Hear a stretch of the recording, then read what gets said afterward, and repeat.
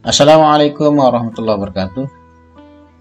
Adik-adikku sekalian, hari ini kita akan mempelajari objek ilmu pengetahuan alam dan pengamatannya oleh tim IPA SMPN 7 Mataram.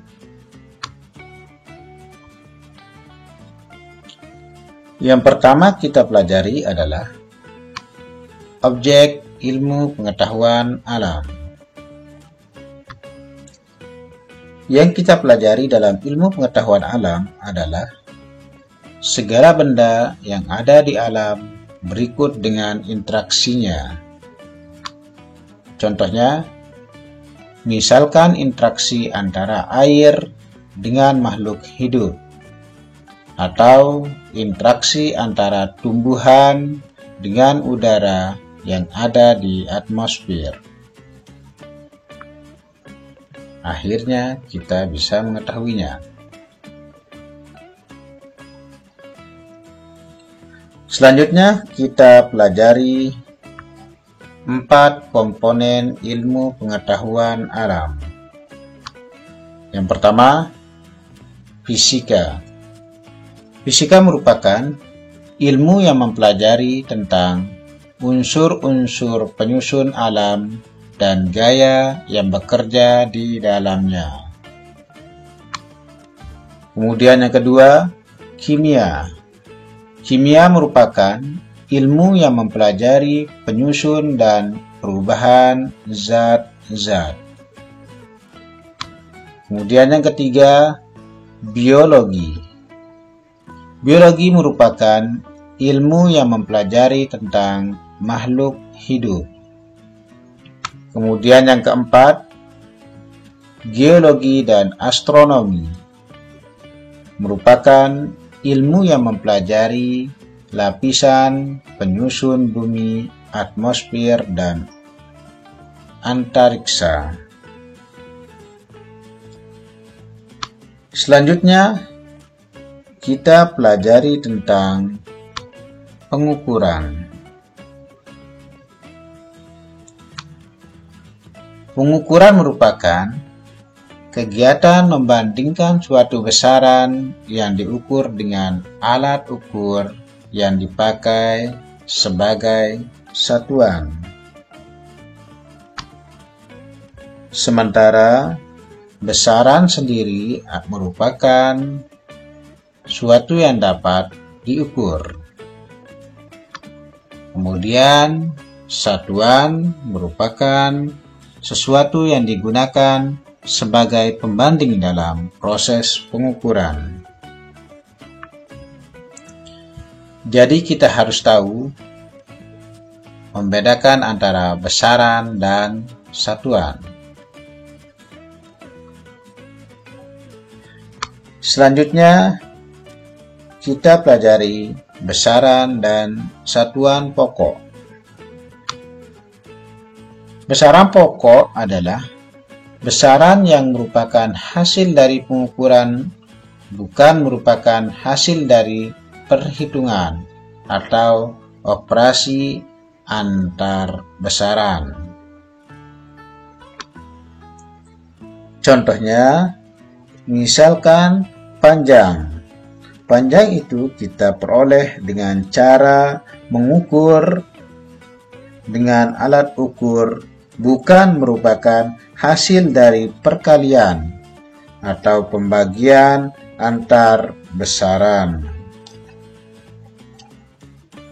Jadi, ada 7 besaran pokok, yaitu yang pertama, panjang, massa, waktu, kuat arus listrik, suhu, intensitas cahaya, dan yang ketujuh, jumlah zat.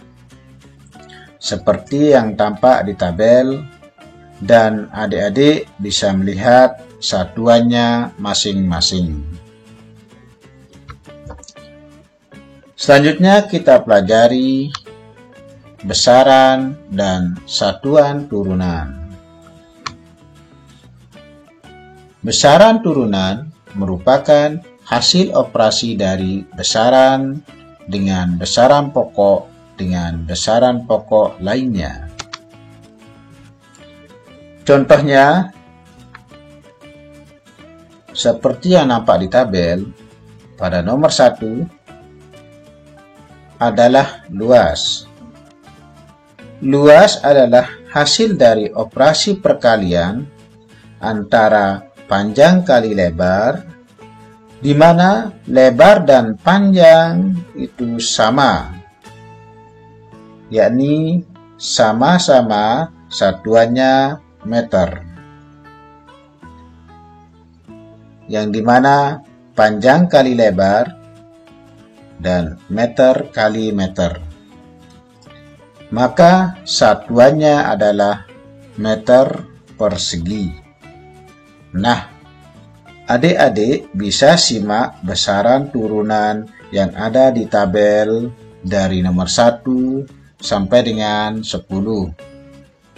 Yang mana besaran turunan yang pertama luas, kemudian volume, kemudian massa jenis, dan kemudian kecepatan, kemudian percepatan, gaya, usaha, daya, tekanan, dan momentum. Selanjutnya kita akan simak alat-alat ukur dalam ilmu pengetahuan alam. Apa saja yang biasanya digunakan dalam proses pengukuran pada mata pelajaran IPA? Yang pertama, untuk mengukur panjang, kita menggunakan mistar atau meteran, atau bisa menggunakan jangka sorong. Kemudian untuk mengukur massa, kita bisa menggunakan neraca atau timbangan. Selanjutnya, untuk mengukur waktu, kita bisa menggunakan stopwatch dengan satuan waktu adalah second atau detik. Kemudian untuk mengukur suhu atau temperatur, kita bisa menggunakan termometer. Dan selanjutnya, untuk mengukur kuat arus listrik, kita bisa menggunakan ampere meter. Berikutnya, kita pelajari satuan. Jadi, satuan itu terbagi menjadi dua, satuan baku dan satuan tidak baku. Satuan baku atau disebut dengan standar merupakan satuan yang diakui secara internasional yang disebut Satuan Internasional atau SI. Contohnya bisa kita lihat di tabel besaran dan satuan pokok di atas, seperti panjang yang satuannya meter, kemudian waktu satuannya second, kemudian arus listrik dengan satuannya ampere. Selanjutnya, satuan tidak baku merupakan satuan yang bukan standar karena hasil pengukuran dari masing-masing orang yang mungkin berbeda-beda. Contohnya, jengkal. Misalkan kita mengukur panjang dengan jengkal atau satuan hasta, atau bisa orang-orang biasanya menggunakan kakinya. Ini disebut dengan hasil pengukuran dari masing-masing orang bisa saja berbeda. Jadi, IPA itu sungguh sangat menyenangkan. Dengan belajar IPA, kita akan memahami berbagai hal di sekitar kita. Kita bisa meningkatkan kualitas hidup kita. Kita bisa menyelesaikan masalah kita, dan kita bisa berpikir logis dan sistematis. Semoga bermanfaat. Anak-anakku, cukup sampai di sini. Insyaallah besok kita lanjutkan ke bab berikutnya. Assalamualaikum warahmatullahi wabarakatuh.